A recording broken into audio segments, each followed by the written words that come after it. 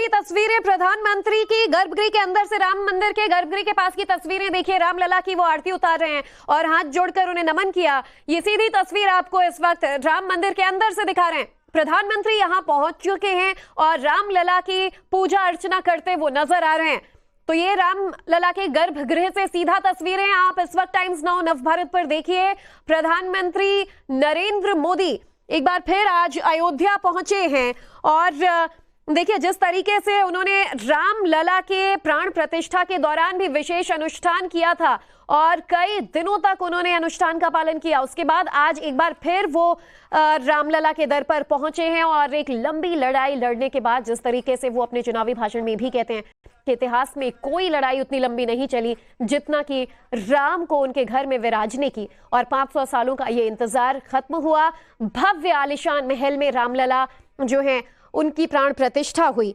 और ऐसे में ये सीधी तस्वीरें लगातार हम आपको दिखा रहे हैं जहां रामलला के पूजा अर्चना करते प्रधानमंत्री नजर आ रहे हैं। भारी तादाद में जो आम भक्त हैं वो भी यहां पर नजर आ रहे हैं। काफी जोर शोर से आज प्रधानमंत्री चुनाव प्रचार में लगे हुए हैं, लेकिन उससे पहले रामलला के दर पर उनका आशीर्वाद लेने पहुंचे हैं।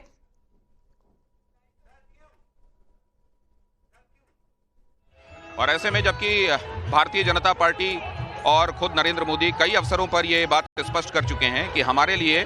राम राजनीति का मुद्दा नहीं है, तब ऐसे में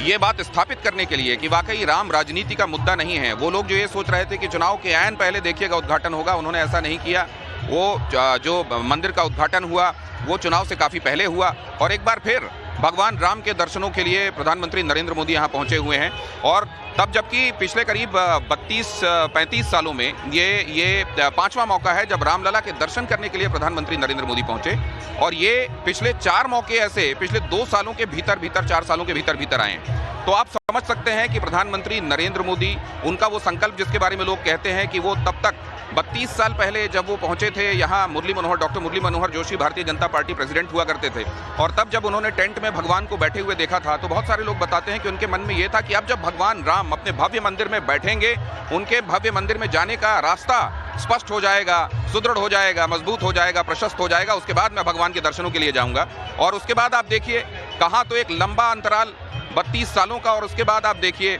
ये 2020 में 5 अगस्त भूमि पूजन से लेकर और उसके बाद अब चौथी बार प्रधानमंत्री नरेंद्र मोदी भगवान राम के दर्शनों के लिए पहुंच रहे हैं। और वो तस्वीर लोगों के मानस में आज भी अंकित है जब वो यहाँ पहुंचकर भगवान राम के चरणों में दंडवत हुए थे और लोगों के मन में वो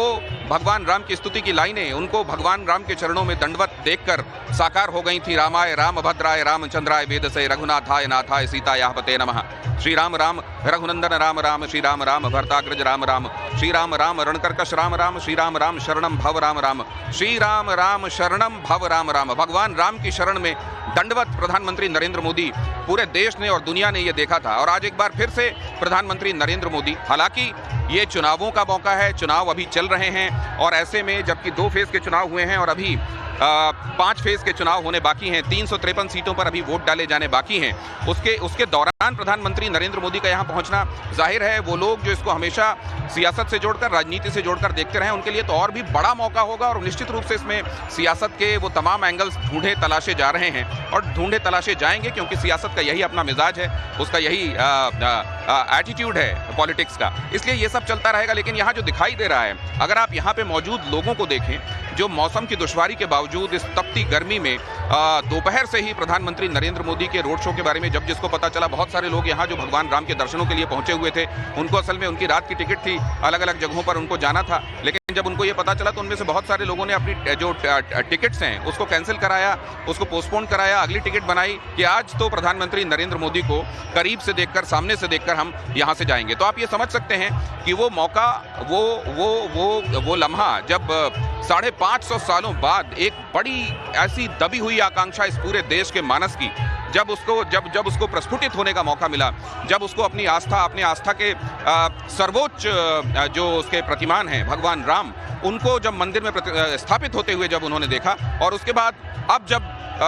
बहुत दिन नहीं हुए हैं, जनवरी की बात है वो, लेकिन कहा जाता है कि पब्लिक मेमोरी बहुत शॉर्ट होती है, खासतौर से अगर राजनीतिक मुद्दों के हिसाब से आप देखें तो पब्लिक